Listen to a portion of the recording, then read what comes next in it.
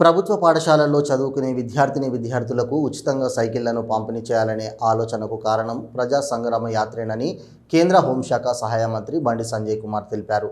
ప్రజా సంగ్రామ యాత్రలో కాళ్లకు చెప్పులు కూడా లేకుండా ఎంతోమంది పిల్లలు ఎండలో నడుస్తూ ప్రభుత్వ పాఠశాలలకు వెళుతున్న బాధాకరమైన దృశ్యాలను కల్లారా చూశారని చెప్పారు. దీనిని దృష్టిలో ఉంచుకునే కరీంనగర్ పార్లమెంటు నియోజకవర్గ పరిధిలో ప్రభుత్వ పాఠశాలల్లో 10వ తరగతి చదువుకునే విద్యార్థులందరికీ ఉచితంగా సైకిళ్లను పంపిణీ చేస్తున్నట్లు తెలిపారు. ఈరోజు హుజూరాబాద్ ప్రభుత్వ హైస్కూల్ గ్రౌండ్లో ప్రభుత్వ పాఠశాలల్లో చదువుకునే 10th విద్యార్థులకు కేంద్ర మంత్రి బండి సంజయ్ తన చేతుల మీదుగా సైకిళ్లను అందజేశారు.